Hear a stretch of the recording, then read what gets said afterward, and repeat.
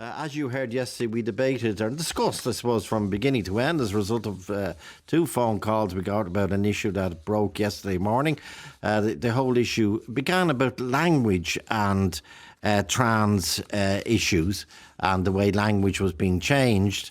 In other words, as one listener pointed out, in the new there's a new act coming in, which is basically an update of the Maternity Protection Act 1994, where it's now got to do with work-life balance. This was updated. The original act was updated 2 years ago in October 2020.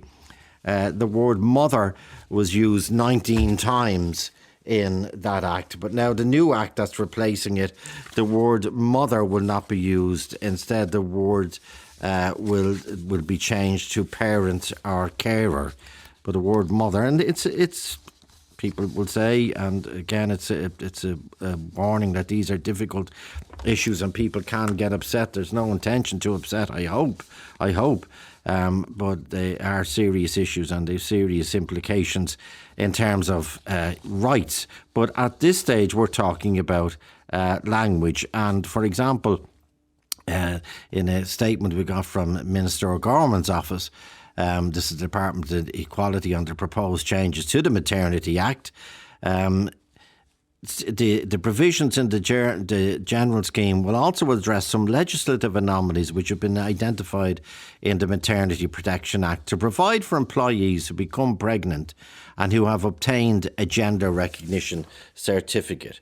To provide for employees who become pregnant and who have obtained a gender recognition. And it says the proposals are to ensure that every person who gives birth in Ireland can avail of their entitlement to maternity leave, and that's repeated again. Okay, so it began our debate about language, and then it moved on to other issues as well about competing rights on the issue. Now, Peter Thompson. Peter, good afternoon. Joe, good afternoon. How are you? Good. Well, to tell us what you do, I don't know if it's voluntary or full time. I suspect it's voluntary. Yeah, absolutely, Joe.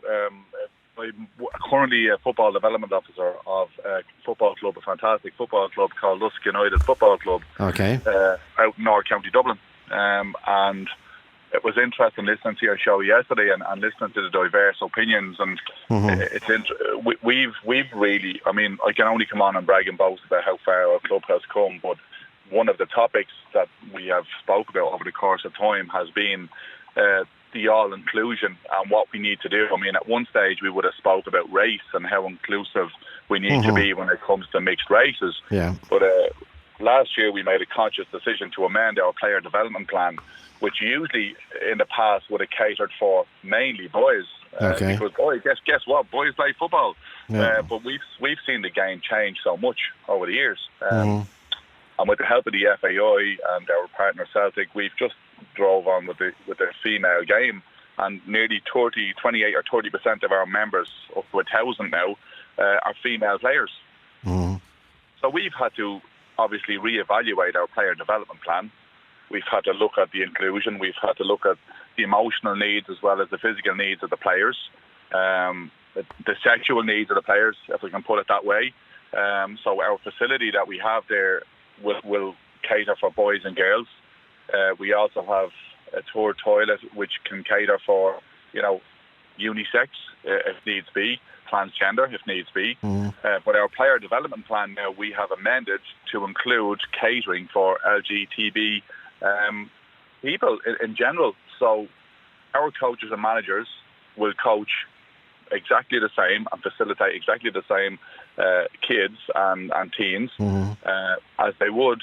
And from a child welfare perspective, we're amending our child welfare policies to also include the LGBT community.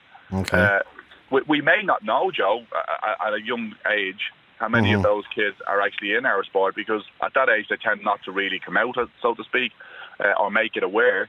But we need to have the policies and procedures in place for those kids when they do. We have a duty of care to those kids, albeit we're volunteers. We still have a duty of care to every single player within the club. So regardless of their backgrounds, ethical, ethnicity or their sexuality, we have to allow and be prepared for that. So we will do, our development program will be fair across the board for every player. But so but this isn't about sexuality per se. It's about gender. So just in terms of the challenges, Peter, changing rooms. What way can you organise them? Well, our changing rooms are currently, we have two, with the facility that we have two changing rooms, a home and away. So regardless of whether a female team are playing or a male team are playing, the changing rooms are split anyway, okay? Now, if needs be, we do have, as I said, a small separate area that's between the main clubhouse and the changing rooms that can be used for somebody who needs to be catered for, okay? So gender, they recognise us. We can cover them in that. So I suppose we're doing as best we can with the facility we had. We have applied for capital grants to look at extending the facility to cater for more genders, and be it referees even in that case, or if women don't like using or sharing the same facilities as men, we'll need to cater for that too. So hopefully with the capital grant, it'll allow us to expand the clubhouse. We have applied for it, so hopefully that will help us. But then the other issues that came up yesterday, especially by two mothers, as it happened towards the end of the programme, and they different opinions, I hasten to add. What if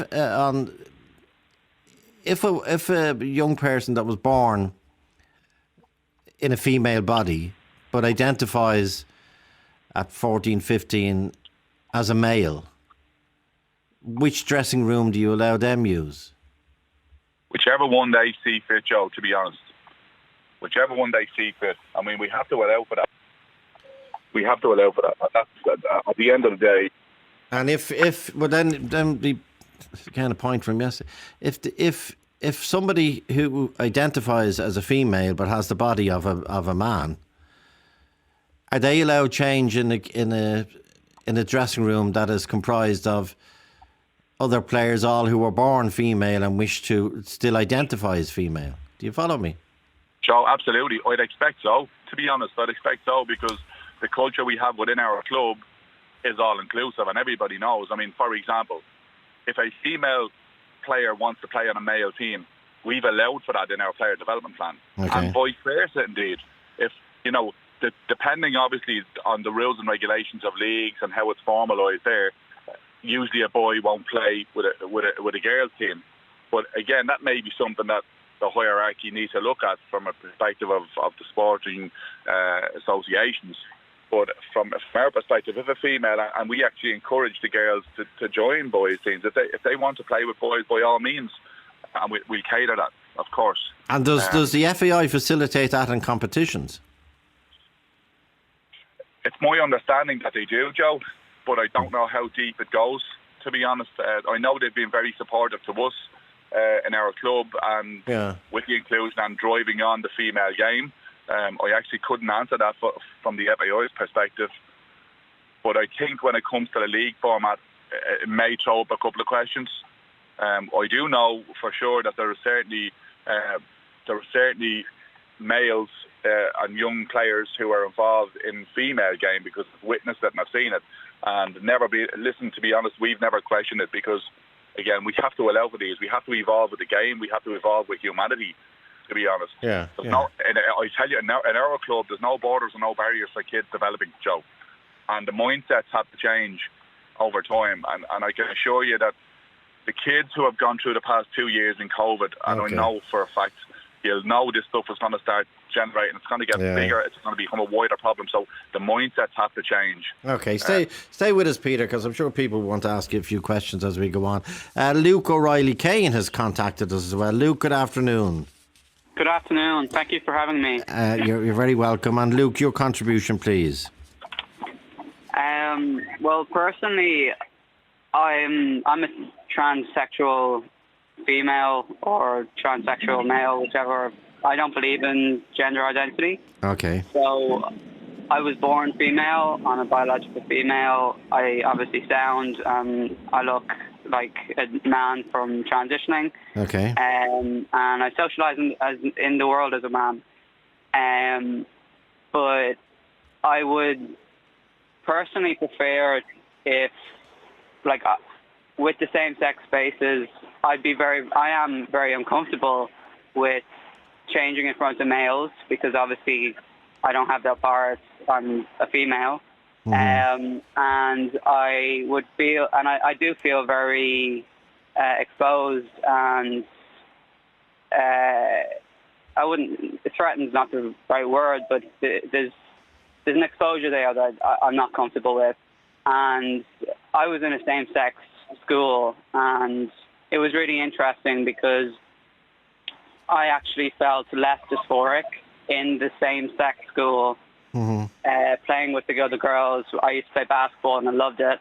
And when I thought going into a mixed school would, lessen my dysphoria, help me grow. It did help me grow, but it actually increased my dysphoria because all of a sudden I was in a space that, I had boys to compare myself to. I didn't have my voice broken. Yeah. I was older than most of them because I repeated a few years. And I had a lot more, the other boys had their voice broken, they had facial hair, they were taller, and I was a lot older than them. And I really benefited from having same-sex segregation, I suppose. Okay. Even though, okay, so even on the issues, that Peter raises, Luke, did it arise for you in terms of bathrooms and dressing facilities and showering facilities? How do you address that aspect of your life? Now or now? Yeah, no, now. Now. Usually I use whatever's, if there's a unisex bathroom, I'll use it, or a disabled bathroom, I'll use it. But usually I go into the men's and I go into the stalls, but it is difficult sometimes because the weeks, I'm on my period or whatever. Yeah. There's obviously no bins to use in the men's, so I use those weeks. I certainly use, and most of the time anyway, if there is an option, a disabled toilet or something, I'll use that. But it's not a big deal. Okay. In my day-to-day life. And then the issue that arose yesterday was that the rights of trans people are denied, and one issue that was raised, well, you cannot choose which consultant you go to because there's only one clinic.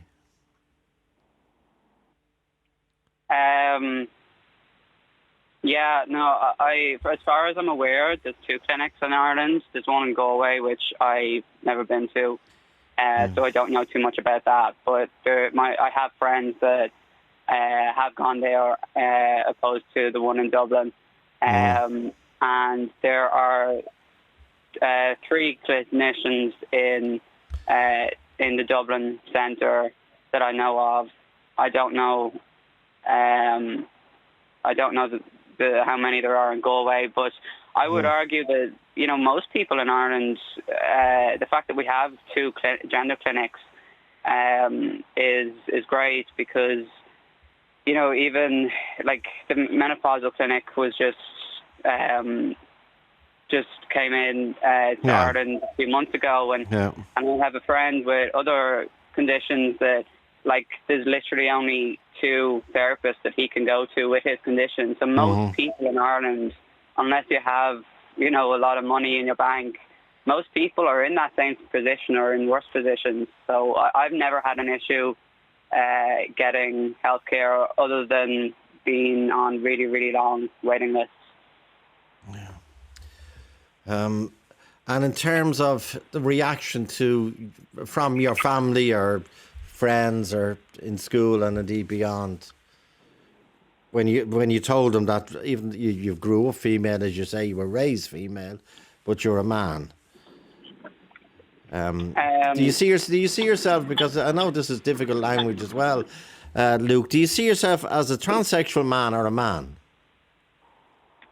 I'm a transsexual I would argue that I'm a transsexual female. I don't believe in gender ideology. So from that perspective, yes, I'm a transsexual man. But socially, I don't really like how those questions are asked, because I don't know what specifically you're asking me. But socially, I suppose I'm asking. I'm asking you, and other people are asking as well. But sorry, I don't mean to put this burden on your shoulders, Luke. But I'm asking is, how can people who have good intent not accidentally or inadvertently insult people by using the wrong language? Isn't that one of the issues that came up yesterday? People felt the initial calls were the removal of the word woman and mother from the legislation, the maternity legislation, and a number of women who contacted us were upset about that, and a number of others who contacted us said it's about time. So it's just it's try and stay within the borders of not upsetting people. But anyway, stay with us, Luke, if you would, please, and I appreciate everyone's call. Ger, good afternoon. You're listening to Peter and the Sports Club. You have a question for Peter. Go ahead, Ger. Yeah, I basically have two different questions. One is, how does it affect the insurance for the kids when you have, say, teenage males competing with or against teenage females? I mean, the risk to girls of playing against typically developed males is real. It's serious. I mean, girls suffer badly with concussions. They suffer concussions much more often than boys. I mean, this is the reason why we have separate events, competitions and teams for males and females. Okay, now just so you're adding. Peter said if people identify as a male. Just to go back to the issue you're raising, if people identify, if a person who was born in a man's body identifies as a female at 14, 15 or whatever, we're talking about the soccer club. Peter said they could play on the women's team. So we're talking about a typically developed male competing against female peers. Peter? Who do not have the same physical development at all. Insurance has no borders or barriers either. So we are not insuring an individual, male, female or transgender. The insurance covers a member of the club. So it's irrelevant of whether they're male or female. If they're a member of the club, they're insured, and any accidents, emergencies or anything else, they're insured under their name, and that's it. I don't think the insurance company don't drill into the semantics of whether they're recognised as male, female, transgender. But we have insurance companies in the country that say they're for women only. Yeah, we do. 123.ie. So actuarially, they must see different risks. But anyway, Jerry, you're asking the questions. Go ahead, Jerry. Yeah, Joe. My point would not be the trans individual who wants to play. It's the harm to the girls who are competing with or against the male. You mean the physical harm? Yeah, it's ridiculous. Well, I mean, there's the physical harm, but there's also the question of their dignity and privacy. If any male can access the female changing room on the basis of their say-so, where's the kindness for girls and women? Where's the privacy, the safety and dignity for them? I mean, how is this going to encourage girls to compete if they anticipate that maybe they're going to have boys in the change room, boys on the pitch? Well, I think the girls' team is going to quickly fill up with boys because an ambitious coach is going to want more and more boys.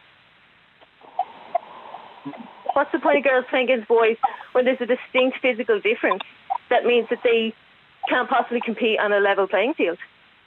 I actually don't understand what your point is, to be honest, because essentially if a girl wants to play with a boys' team, which by the way we have had and do have, and the physicality of it starts from a very young age, and usually when they start at the academy level, particularly in our club, what we've done is we've a mixed academy on a Saturday, which can have boys or girls, and on a Friday we would have a separate academy for just girls. As they progress through football, usually what tends to happen is the girls, when they realise that mixing with the boys becomes over physical for them. Yeah, but Peter, hang on, that's not what we're talking about. I'm sorry, we're not talking about girls' teams and boys' teams. It's a difficult topic, but we're talking about boys who identify as girls or girls who identify as boys. It's nothing got to do with boys' teams and girls' teams. No, but I suppose, Joe, you said you didn't understand. Sorry, you're not. I'm not going to burden you either, Peter. You phoned in generously to be able to answer any of these questions because it is a difficult area. Well, but Ger is saying, what happens if tomorrow? Now it won't happen, but I'm exaggerating. Okay, for the sake of clarity, what happens tomorrow if the under-15 girls team from Lusk is to play the capital team from whatever, okay? But the capital team arrive and they are all people who were born as men, born as boys, but are now identifying as women. Would your female team play that female team? Absolutely. Why wouldn't they, sure? Okay, Ger, why wouldn't they? Why wouldn't they? Because a team of teenage boys would mop up the floor with a team of teenage girls. In fact, if you say that this is the girls' team and you have boys... Go ahead. Keep going, Jerry. I just want to say, Peter, you have experience of sports. You have experience of why boys and girls are separated sports from puberty onwards. You understand that the physicality of the game matters. But you think that that's magically different if somebody identifies as the other sex. You think that a team full of boys who say they're girls are suddenly on a level playing field with actual girls?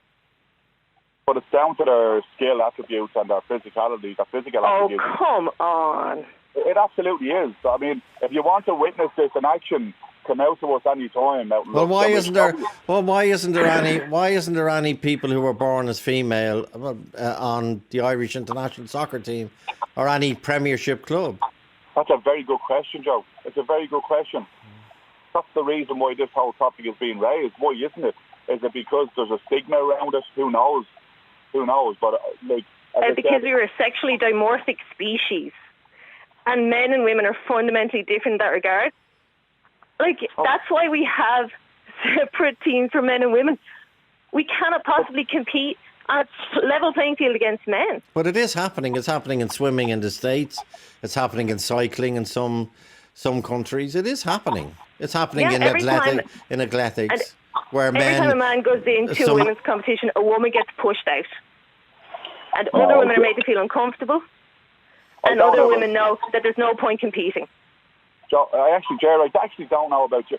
I don't know what experience you've had in sport, but every sport is going to be different. Now, for example, if you've we have a very good community out in Lusk, and we have a huge football club, we have a huge athletics club, we have a huge Gaelic football club. So I know, for example, if a male runner and a female runner go out and run together in a race, which happens regularly out in Lusk, the times are very much similar. And in fact, maybe the female races that are quicker than males, which you're bringing it back to the physicality, I suppose, of the game. And all I'm trying to say is, in our football club, we're quite diverse. If a female team arrive out and want to have a football against a male team, so for example, of recent, we would have played CP Ireland would have come out, and they're very good friends of ours. They come out regularly. Okay, I don't want to mention any other club. No, Peter, I don't want to mention any individual in this debate. But Ger, can I put it to you this way? If your child was a member, if your daughter, who was born a woman and identifies as a woman, still. Well, whatever way she identifies, she is a girl. Okay, but if she came home to you and said, "I'm playing for Lusk," and they've told me that there are two young people who were born in male bodies, but they now wish to play and identify as young women, and they will be in our dressing room tomorrow, how would you react? I would be straight into management. To say what? Immediately. To say what? To say that I'm very concerned that child safeguarding is being ignored, and I'm very concerned that the safety of the girls is being ignored. But why are you presuming, sorry, I'll ask, are you presuming that because somebody who's born in a male body then identifies as a female, that there's something intrinsically wrong, or... No, males are a risk to females as a class. Why? Like, that's just a fact, Joe. That's borne out. All of the violence in the world, from armed robbery to terrorism to domestic violence, is committed almost exclusively by males. Well, it's not. That's why we have safeguarding. The majority, I take that, but not exclusively. I said almost exclusively, Joe. Okay, you said we're talking about a vast majority. So what would you say to the club if you discover this? That they have abandoned child safeguarding, that they're putting girls at risk. That they've now opened up a man-sized loophole, a boy-sized loophole in their child safeguarding. Say that again, sorry, Jay. They've opened up a man-sized loophole, a boy-sized loophole in their child safeguarding. There's no group of men who we believe can be trusted implicitly. No group of men. No group of males. That's just how it is. Well, I could just come in there, Joe, for a second. Okay. And Jared, private question. Did you marry a man?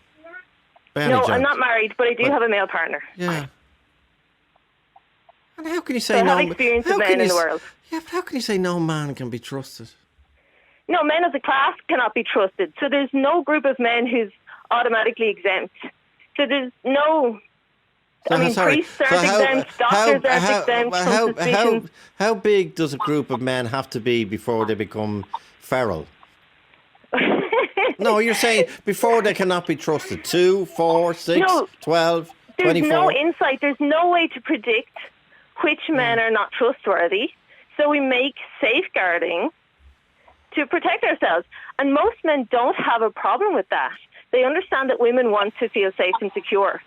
They don't feel personally insulted. They don't feel like they're being called a rapist. They understand that men, as a class, are a risk to women as a class. Luke, do you have a view on that? Again, we've moved on a bit to men as a class are a risk to women as a class. So if that's the case, Cher, how come we're talking on a radio station? Because if men as a class were a risk to women as a class, we wouldn't be here today. The men would have annihilated the women, and the women are the only way the species can continue. Wow. I don't think it's in men's best interest to completely annihilate women. Okay. But I think you can look around you and see the violence is endemic. Okay. We'll have a quick break and let's try and improve those lines. Joe at RT.ie. Talk to Joe on 0818 715 815 or send your WhatsApp voice notes to 087 184 3709. Joe Duffy! Talk to Joe on 0818 715 815. Joe at RT.ie. George, good afternoon. Your contribution, please. I just wanted to say I'm gender. Well, it's complicated, but I don't really see. I consider myself non-binary. I don't really consider myself male or female. I consider myself male, but I consider myself sort of, I wear dresses sometimes. I consider myself fluid. I consider that gender is a kind of scale, a kind of sliding scale. And the thing is that I wanted to talk about is that I think that we are talking. So, what's the topic today exactly, Joe? It's about following on from yesterday. Really, it's about Well, it began about language and the. Yeah, well, I think that a lot of this country is that one of the problems in this country is the healthcare system, and especially the healthcare system to trans people, which is very exclusionary. And they're saying, the problem is most trans people can't get their hormones. They can't get the things that make them female, or they can't get the things that make them male. They can't get, hormones. There is no surgeon in this country that does sexual reassignment surgery. None. Any person who wants to get a vaginoplasty or wants to get, a penis construction or whatever has to go to Europe, wherever, UK. Well, London, isn't it? London, yes, yeah, London. Yeah. But the problem is that there is this thing about language. I think that they're right, that the language, that there needs to be gender-neutral language, because there is a difference between I think there is a difference between not only women and trans men, but also things like people who are third gender, like myself to some regard. Well, obviously, I'm not going to get pregnant because I'm a man. Although, you know, because I consider myself, you know, a feminine man, or well, it's complicated because gender is, as I say, it's an umbrella, and it's different. There are non-binary people, there are gender fluid people, there are people who are, you know, intersex, there are people who are, you know, gender non-binary, as I said, you know, trans women, trans men, there are femboys, there is a whole raft of things. And the thing about this thing is that, you know, there are intersex people. I was saying that, you know, there are people who may have been born who have male genitalia but are actually chromosomally female or chromosomally male or whatever, who are, you know, who are neither, you know, who are what they used to call hermaphrodites. But what I wanted to say was that I feel that shows like this are kind of stirring up the hate a bit, you know, because I'd take grave exception to that. Well, I know that. But I think you need to have a more balanced opinion. You need to have a more balanced view on these things, because I do think a lot of these things do escalate hate speech. What I was saying was that this country, that now, I know you're probably going to ask about the prison thing, maybe? No, I'm not. Oh, no, because I was just saying that I think that's a case-by-case thing. That I think that my opinion is that if a person is a proven threat to the safety of women, then they should be in solitary confinement. That's my opinion. That they shouldn't be in any... To go back, George, to where the debate started yesterday, which was around a specific piece of legislation which was updated in 2020 and has now been... Yeah, no, just let me explain to listeners so we can get clear. It was the Maternity Protection Act 1994, updated 14th of October 2020, and now there's a new that's been replaced, and it's to do with work-life balance and miscellaneous provisions bills, and it's propelled by the EU work-life balance directives. But in the act that's in my left hand, the word mother is used 19 times, okay? And the word woman is used as well. In the new act, which we haven't seen the actual wording of, but it's quite clear from the statement that the department have given us, that the word woman and the word mother will not exist in this act. The words person will be used, parent, and, for example, just to give one clarification to people, the provisions in this act will provide for employees who become pregnant will also provide for employees who become pregnant and who have obtained the gender recognition certificate. Now, the calls yesterday that started this discussion were saying, why are they erasing was the word, why are they erasing the word woman and mother? Well, I think that's something that, you know, I know trans people, I know trans men. I think that also we are, you know, as Peter said, humanity is evolving. You know, the gender fluidity, like, now I'm going to say this, I consider gender fluidity something that's more so cultural than anything. I believe gender cultural, like, you know, people in Asia wear dresses, whatnot, but I'm speaking, well, because that's very different from feeling like a woman or feeling like a man. But I think it's perfectly allowed. You know, it's to be inclusive. You know, and especially as there is. I know this is slightly off topic, but there is actually, you know, at this moment there is actual, you know, experimentation into womb transplants, which means that maybe in the future there will be actual pregnant cis men, i.e., men who are, you know. Who are assigned male at birth as opposed to trans men. But I also think that but a womb, that's all I have to say about that. Yeah, but really. a heart transplant, a lung transplant, a kidney transplant, a liver transplant, they're all there to save your life. Yes. So why would I want a womb transplant? I don't know. And some people, you know, this is the thing. Humanity. I suppose it'd be like having, having a hair transplant. Or having, I don't know. I wouldn't be clever, but if it makes a person happy, that's all I'm for. And especially for trans women, that a lot of trans women want to be mothers. A lot of trans women want maybe gender fluid people, like people who are perhaps born male but identify as feminine, but not as women per se. I think that, you know, a lot of them would actually like to be mothers. A lot of them would actually have to have children. Like, you know, the way that, you know. Well, you can't. Well, you see, looking at the new wording of the legislation from the government, you can't use the word mother. You say it's persons who give birth. I was just whatever. Okay, no, I'm just trying to. Okay, let's stay there, George. I was using the term mother. I was using the term mother as a gender neutral term. Sorry, it was just. Okay, well, the government have decided that it's not a gender neutral term.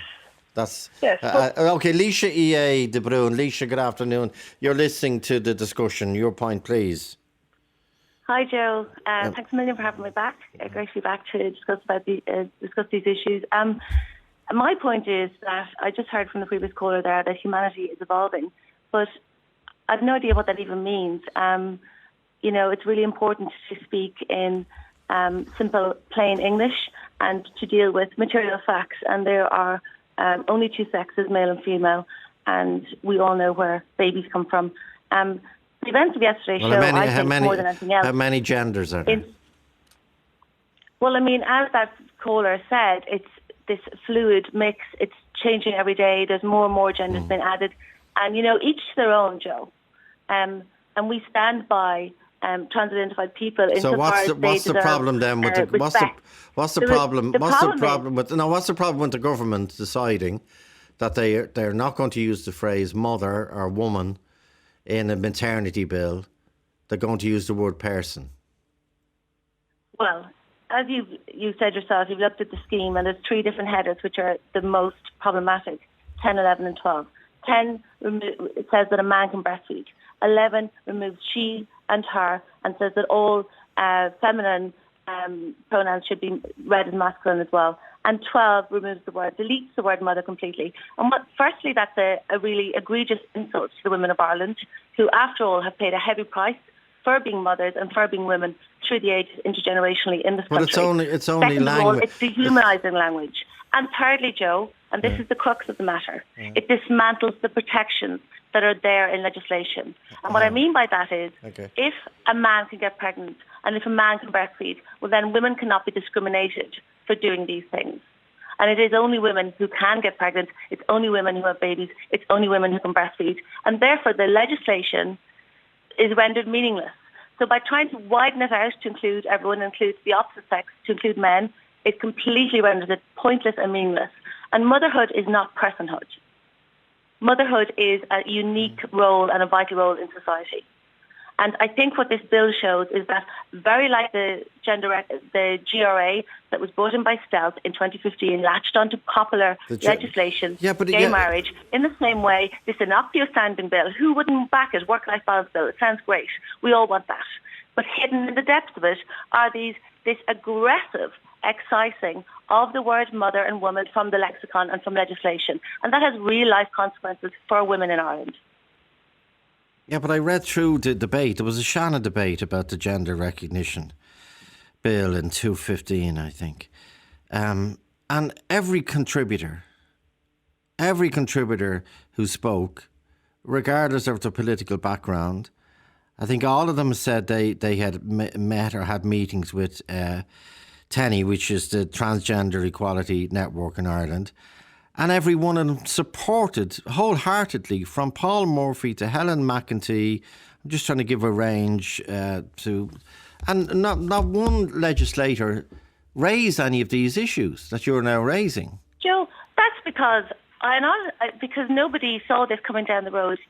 We are living with the unintended consequences of self-ID in this country, as is the rest of the world. Look what's happening in cycling. Look what's happening in rowing. Look what's happening in swimming. I mean, like nobody, when this was, it's not, it was never even ratified, but when Jakarta, that junket happened in Jakarta, and actually Mary Robinson was signatory.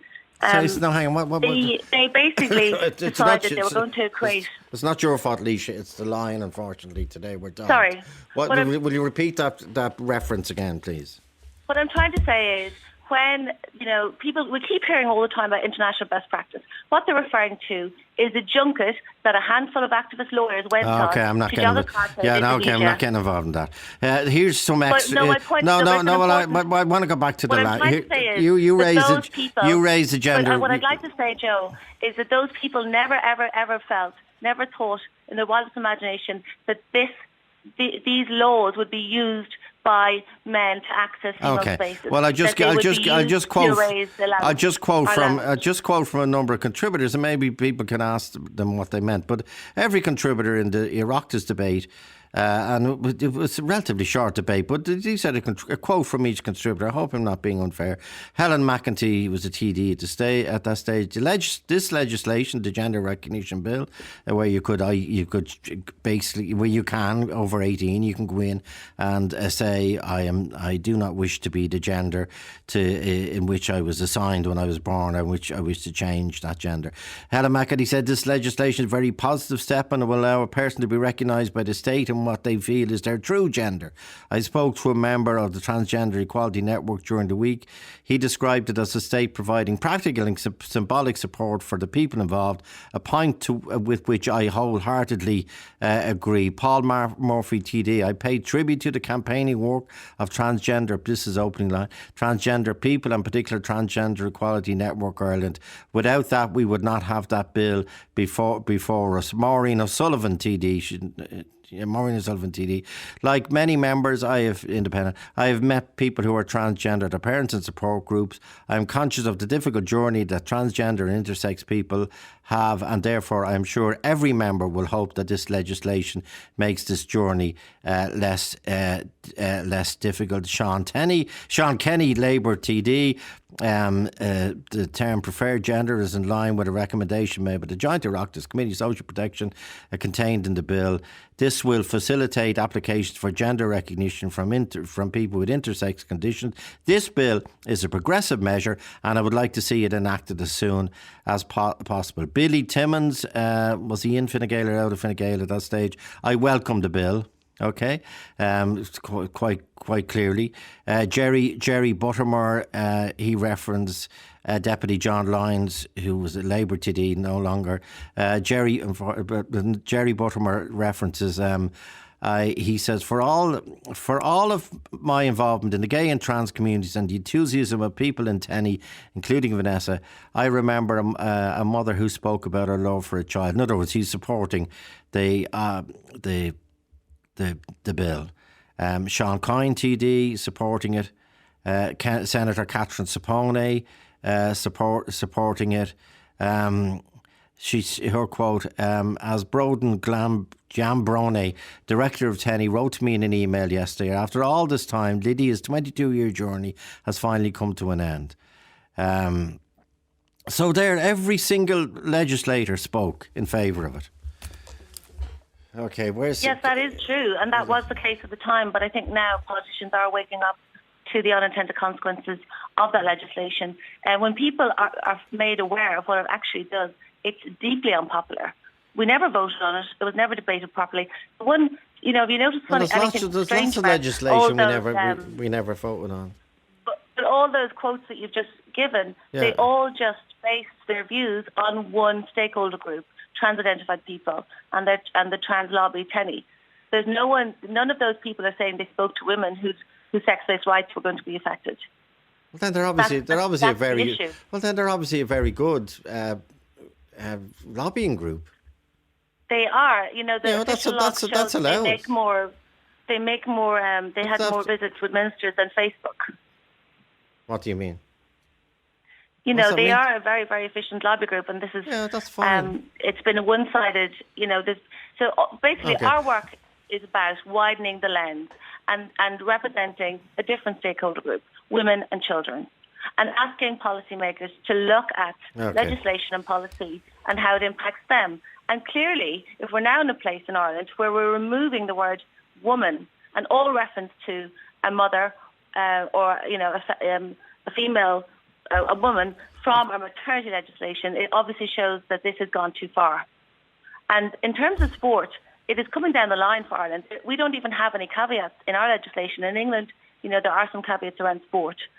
There are none such caveats in Ireland. Okay, I think what we're talking about is institutional capture, Joe. The government is captured by this ideology. Our civics institutions, which is why our members were evicted from a meeting yesterday. Well, you weren't allowed in fairness. You weren't evicted to be. You had to be in to be evicted.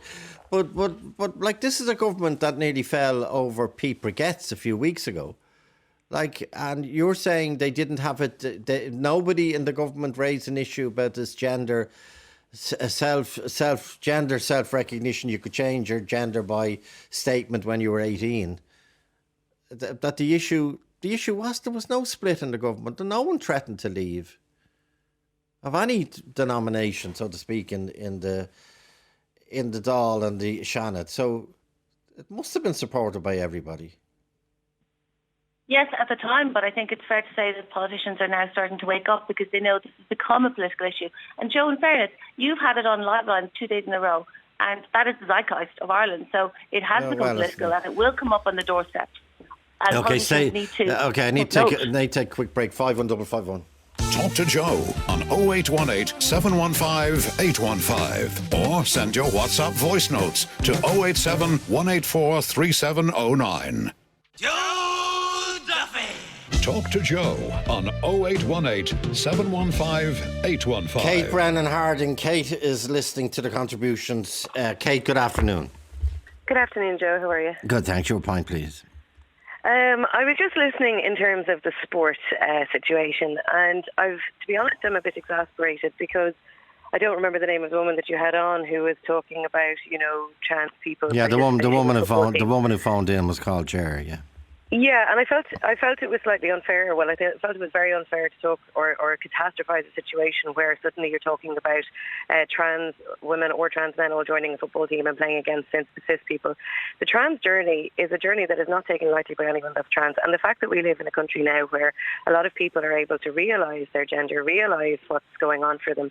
I'm a lesbian. I'm somebody who I present as masculine in so many ways. I go into bathrooms and I get grief from women in bathrooms because they might tell me that I'm in the wrong bathroom. I sometimes will actually use men's bathrooms if I feel that it might be safer. I'm a woman. My womanhood is not under examination. But what is under examination are people's attitudes. Now, I know that trans people listening to this will feel dissected completely. They're already in a minority group. Life is already difficult enough in terms of accessing services. And in terms of creating a more inclusive society, I am delighted to see that our government and that policy structure around gender affirmation, around gender recognition is so positive and moving forward. I think there's a lot of fear-mongering, scaremongering, and I understand that a lot of that comes from, you know, patriarchal norms where, you know, women have been, you know, oppressed in the minority group and therefore we've been shouting for our rights. I'm a feminist, but I'm a feminist that believes in equality. I'm a feminist that believes in equality across the board. For example, I started playing football when I was 14, well, when I was younger, but when I was 14, and I played with guys. I was the only girl on the team because there wasn't a football team to suit me. There wasn't a football team available for me. There wasn't any outcry about that. I've currently, when I do get a chance to play football... But if you're a good player, could you have played for the Irish men's international soccer team? Well, you know, maybe I could have if I hadn't injured my knee, but I'm not male, I'm female. My thing is that I play football in Galway now with a mixed team. It's all genders represented. We have an absolutely great time. I think that it's really, I think my heart gets really, really caught up hearing this conversation where ultimately trans people are continuously, it feels like they're being trashed. And trans women are not a threat to women or womanhood. Trans women are an addition, in my mind, to womanhood. Imagine you remove yourself from the patriarchal privileges that come with being a man and you transition to your true sex of being a woman, and you in turn join a group where we're still not, there's a gender pay gap, we're not on boards of management, we don't have our voices heard in the same way as men do. So, for me, it's like important to have a welcoming, inclusive space.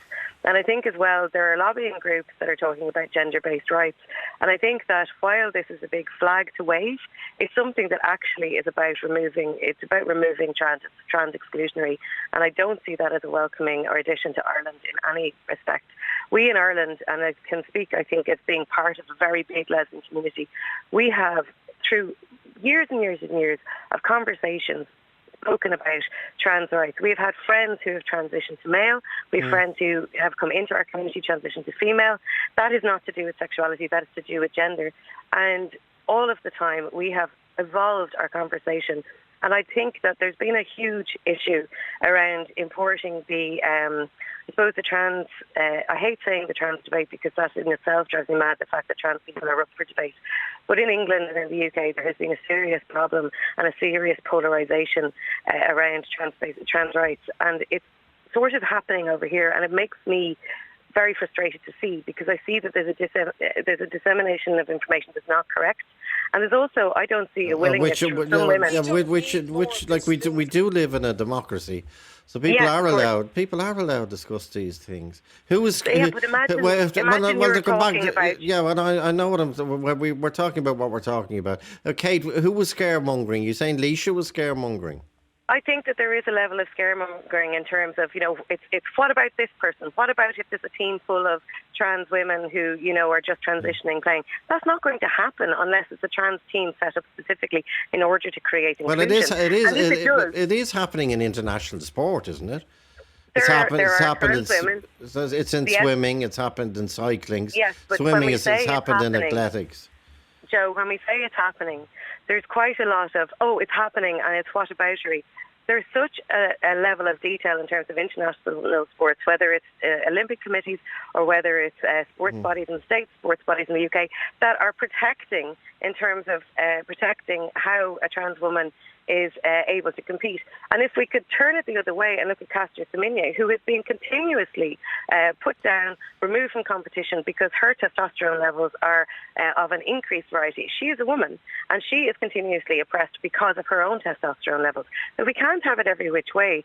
There's a very clear science that trans women are not a threat to cis women in sports, and that it is it's vital to be inclusive to who people are in the world. And that's where I'm coming from, because, Okay, we'll let Leisha answer some of those points about scaremongering and your well, not... Anyway, Leisha, do you want to respond to Kate? This idea that there's clear science that says that trans-identified males are no threat to female sport is absolute nonsense. We just have to... We'll continue. I'm sorry, if a man who goes through male puberty, like Leah Thomas or like Emily Bridges, they may identify as female, but their bodies are male. The bodies if they're taking hormones, and if they're taking hormones over the course of a number of years, the male puberty bestows has nothing to do with tinkering with estrogen levels or testosterone levels. There's still a huge advantage. And we just have to look with our own eyes, with our own senses. We can see how big these bodies are compared to the female and what's your thoughts on who are losing places and losing sponsorship and losing prize money, and who've been training for their lives. It's not fair. What are your thoughts on Countess if you're going to apply the same logic? Who is a woman who is discriminated continuously because of her... But hang on, Kate. I don't think it's a human right against women. Kate, hang on, Kate. We're not turning this into the Leaving Cert about what is your opinion on one individual. Please. I don't. I've had something. What I'm meaning, Joe. You can't ask another contributor what is your opinion on an individual person. It's not the Leaving Cert. They haven't studied these individuals. Joe, what I'm saying is that the logic that Alicia is using can be applied backwards, in reverse, to Caster Semenya and the way that she is treated. And I'm saying that there is science. I've been doing an awful lot of research on this. Yeah. The science shows that if a trans woman is on hormones and is training, that after a certain period of time, they do not have an advantage. They do not have a physiological advantage over this woman. That's completely untrue, actually. That's entirely untrue. World Rugby did a full symposium where they took leading biologists from all over the world, and they found that the advantage remained. In some cases, it was as much as 30%. I just have to allow people to make up their own mind from their own experience. In terms of that, I don't know those two individual reports. Actually, from their own sense, it's common sense. It is just common sense. Okay, stay with us. Joe at RT.ie. Talk to Joe on 0818 715 815. Joe Duffy. Talk to Joe on 0818 715 815. Let's listen to some of the contributors who contacted us overnight on the WhatsApp. Joe, this whole trans debate thing is unreal. The entire thing seems to boil down to toilets. Close the door, do your business, let them get on with it. Parents overthinking things, and that lady, she has no idea of the biological and psychological evidence to support transgender people. It's always existed and isn't a new faith at all. The Hiraja of India, out in Polynesia, there was a third role spoken about in Arabia since 600 AD. Thai people have a huge trans femme gender. It's even mentioned in the Old Testament. The indigenous Native Americans had a third gender. It's gone on for centuries and decades. It's a normal part of life. It's just new to us because we think we have it all figured out. It's about inclusivity, not segregation. A third space is not required. It's for up to the rest of us to educate ourselves and to assimilate and create a new future. Joe at RT.ie, and that was on the WhatsApp, and the WhatsApp number is 087 184 3709. Never closes. If you don't feel like writing an email, or indeed don't have access, you can send us a message on that number. The Reverend Karen Dempsey. Karen, good afternoon. Hi, Joe. Your point, please. Well, I was driving along there listening to some of your contributors, and I just couldn't believe some of what I was hearing, particularly around children, because I really don't understand why it's so difficult to understand that people are people. And we all have various different bodies. I mean, I'm a healthcare professional too. Okay. So we're very understanding in healthcare that people have different shapes and sizes and bodies, and it really actually doesn't matter what that is. The person is what matters, and the person is what needs to be cared for. So nobody diminishes or increases depending on what their gender is. Well, they shouldn't. We know that's a different debate. But yeah, that healthcare is that. So I particularly texted around the whole upheaval around the word mother in maternity services, because it's such a romanticised word. And at the end of the day, in order to level the playing field and ensure that people who are accessing those healthcare services get the healthcare that they need, mother is an irrelevant word. It's not required in... But how is the word mother what's romanticised? Well, I think when you look at the differences in healthcare and healthcare statistics, and I can't quote them right now, but I would later. If you look at the difference in how male healthcare and female healthcare is treated, and I'm being binary in that, I am also appreciating that there is a huge middle ground that we're debating today. But you don't have, if a man goes in for a vasectomy, he's not referred to as dad, and he's not referred to as, oh, hello, dad, this is Michael, he's a dad of two, and that's the way women are spoken about, or people are spoken about in female healthcare services. I think it allows us to be more marginalised. I think it allows traditionally women's healthcare services to drop down the chain of priorities. And the romanticising of it, I mean, we've only recently had repeal, and we've seen the real-life consequences of this romanticising of, I mean, babies, women, mothers. They all carry a lot of weight, those words. Now, I know there will be people listening who will say, yes, they carry weight and that's to our advantage, but it's not necessarily always. And the main thing with healthcare is accessibility. People need to be able to be safe and feel understood when they access healthcare services. Well, I take your point, but the main barrier to access to healthcare in Ireland is not gender, it's class. Well, thank you, Joe. Yes, exactly. It's money. Yeah. So then why are people wasting their time battling for the language around what is written on a HSE document, whether it's mother or person? Why are people wasting their time on that? They should be outside campaigning for better health care all around. Leisha, you're wasting your time. Why are you obsessed with this? I'm paraphrasing. Leisha. Because women like myself, can you hear me? Yes. Yeah. There's one thing to talk about fuzzy words like inclusivity, but what we're talking about really is we've grasped the existential threat to women's sex-based rights, our right to have our own sports, our right to have our own places and spaces and services, specific to us as a discrete class, a discrete sex class. That's what our rights are predicated on. And if a man can identify into those rights, into those sports, well, Karen into those was, places, yeah, okay, we no longer have them. So actually, it's a big existential threat to women. That's the point. Leisha, I would suspect Karen. Leisha's priorities would be very different to mine. My priority for anybody in my family anyway, and myself, would be that I have access to proper healthcare. That would be my priority. Access to food, housing, that exactly as you mentioned, Joe, those class issues are hugely predominant as well. So the main thing is that we all have housing, we all have shelter, we all have healthcare, and we are all kept safe. It shouldn't matter gender. It doesn't matter what the gender is. People are people. I think that's the bottom line, no matter what angle we look at this from.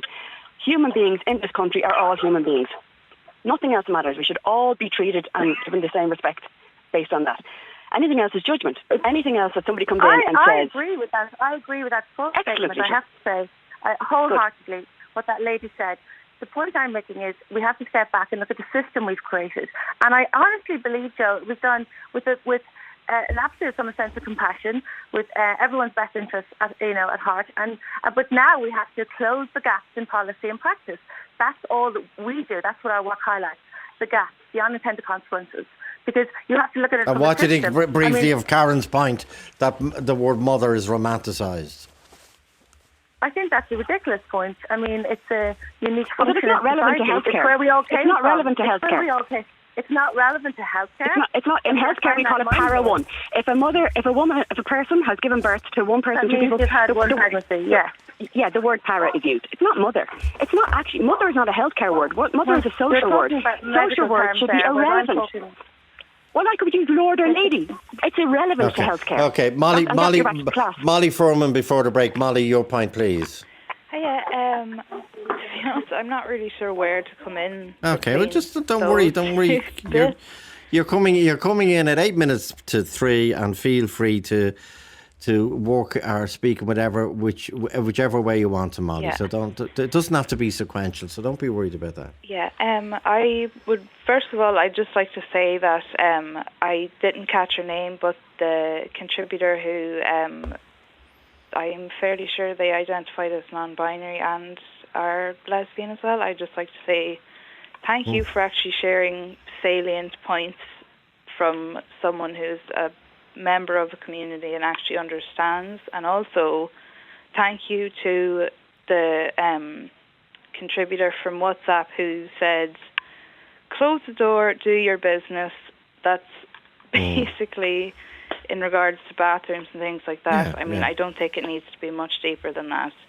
And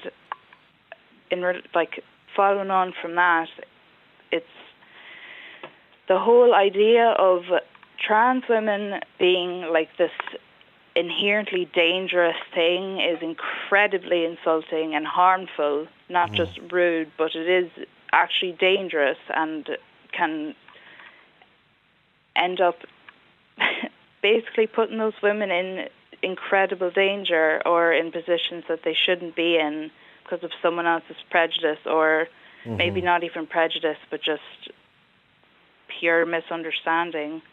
And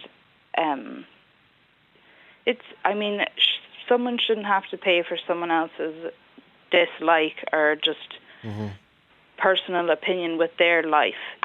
Like the number of trans women that are killed yearly because they can't get quote unquote regular jobs like retail jobs and things where they can actually be themselves and end up having to get into sex work or other things that are incredibly dangerous for them is just astronomical, and it should not be that high. Yeah, but there are, I take your point, but there are, tragically and criminally, there are certain countries and indeed certain aspects of certain religions which won't tolerate transgender people. When you talk about murder, which it is, that's where it's happening.